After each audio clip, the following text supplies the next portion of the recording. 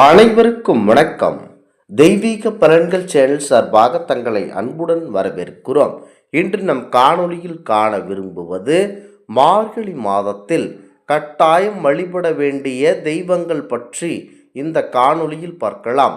வாருங்கள் காணொளிக்கு செல்லலாம். மறக்காமல் ஒரு சப்ஸ்கிரைப் செய்யவும். மார்கழி மாதமே தெய்வீக மாதம்தான். இது தேவர்களுக்கு பிரம்ம முகூர்த்த காலம் என சொல்லப்படுவதனால் இந்த மாதத்தில் கண்டிப்பாக பிரம்ம முகூர்த்த வேளையில் எழுந்து, அதாவது அதிகாலையில் எழுந்து குளித்து முடித்துவிட்டு பூஜை அறையில், அதாவது வீட்டிலும் கோவிலுக்கும் சென்று இறை வழிபாடுகள் செய்வதனால் பாவங்கள் நீங்கி நன்மைகள் நமக்கு அதிகரிக்க அதிகப்படியான வாய்ப்பு இருக்கமையால் இந்த மாதத்தில் தெய்வீக வழிபாடுகள் களை கட்டுகின்றன. இறை அருளால் வாழ்க்கையில் நல்ல விஷயங்கள் நடக்கும் என்பது அனைவருக்கும் கண்டிப்பாக தெரியும். ஆனால் மார்கழி மாதத்தில் எந்த தெய்வத்தை எப்படி வழிபட்டால் அதிகப்படியான பலன் கிடைக்கும், எந்தெந்த தெய்வங்களை வழிபடலாம் என்பதை நீங்கள் தெரிந்து கொண்டு செயல்பட்டால் கண்டிப்பாக உங்களுக்கு வெற்றி கிடைக்கும் என்பது முழு நம்பிக்கை. நாம் நினைப்பது மட்டுமல்ல, நினைத்து பார்க்க முடியாத அளவிற்கு வாழ்க்கையில் கண்டிப்பாக உயரலாம். அனைத்து விதமான நன்மைகளும் கிடைக்கும் என்ற சந்தேகம் சிலருக்கு ஏற்படலாம்.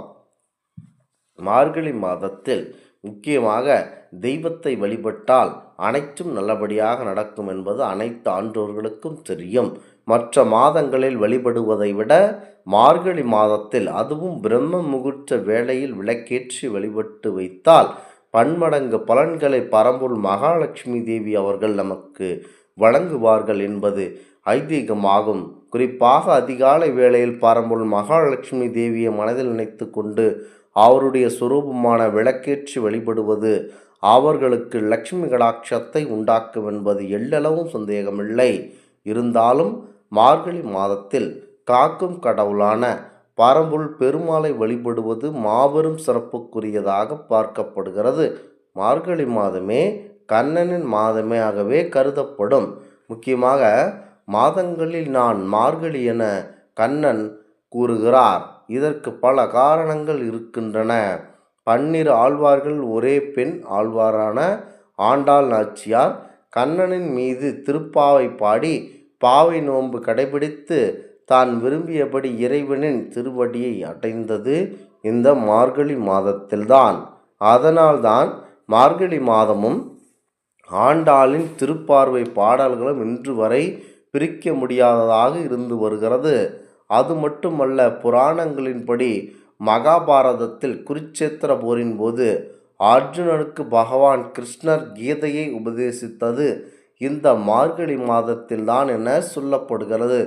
அவ்வளவு அற்புதம் நிறைந்த மாதம் என்பதனால் இந்த மாதத்தில் கண்டிப்பாக கண்ணபுராணையும் ஆண்டாளையும் வழிபடுவது செய்வது அனைத்து விதமான சகல சம்பத்துகளையும் கிடைக்கச் செய்யும் என்பது ஐதீகமாகும்.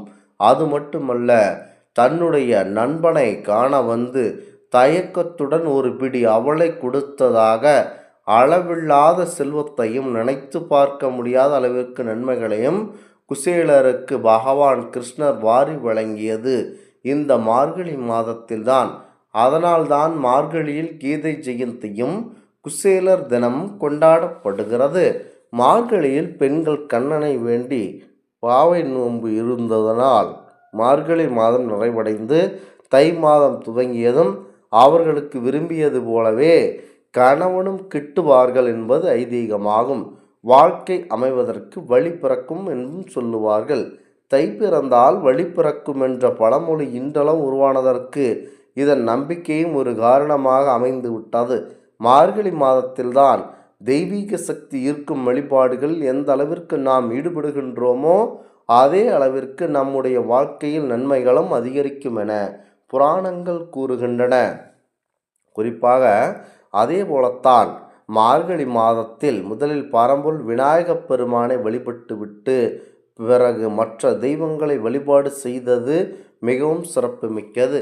பரம்பொருள் எந்த ஒரு விரதமாக இருக்கட்டும், யாராக வேண்டும், திருமணமாக இருக்கட்டும், குழந்தை பேருக்காக வேண்டுவதாக இருக்கட்டும், முழு முதற் பரம்பொருள் விநாயகப் பெருமானை வணங்கிவிட்டு தான் மற்ற தெய்வங்களை வணங்க வேண்டும் என்ற ஒரு பொறுப்பை விநாயகர் ஏற்றுக்கொண்டிருக்கிறார். ஆவகமையால் எவரை வேண்ட மனதில் நினைத்தாரும் பரம்பொருள் விநாயகப் பெருமானை நினைத்து விட்டுத்தான் மற்ற தெய்வங்களையும் அந்த வழிபாடுகளையும் செய்வது சிறப்புமிக்கது.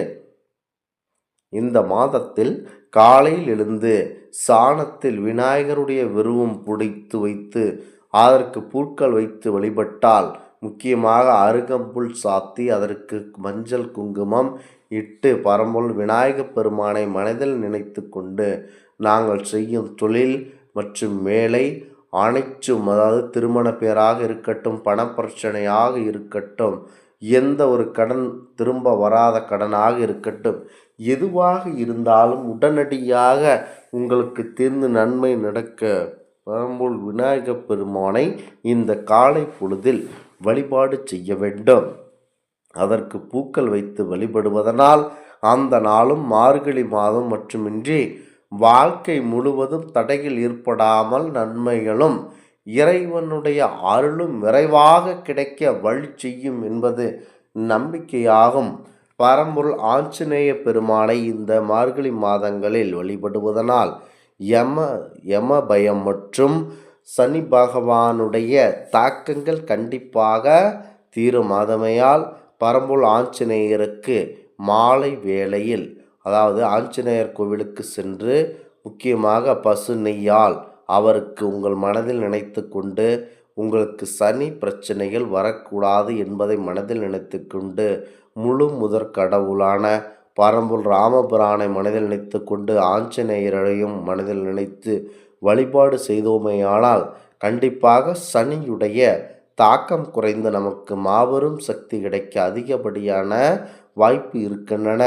குறிப்பாக பார்வதி தேவியும் சிவபெருமானையும் இந்த மாதங்கள், அதாவது மார்கழி மாதங்கள் மனதில் நினைத்து கொண்டு விரத நாட்களில், முக்கியமாக மார்கழி மாதமான இந்த மாதங்களில் அவரை மனதில் நினைத்து கொண்டு வேண்டி எதை செய்தாலும் வெற்றி மேல் வெற்றி கிடைக்கும் என்பது ஐதீகமாகும். இந்த ஆன்மீக தகவல் உங்களுக்கு பிடித்து இருந்தால் தெய்வீக பலன்கள் சேனலை கண்டிப்பாக சப்ஸ்கிரைப் செய்து கொள்ளவும். மீண்டும் ஒரு நல்லதொரு காணொளியில் உங்களை சந்திக்கிறோம். நன்றி, வணக்கம்.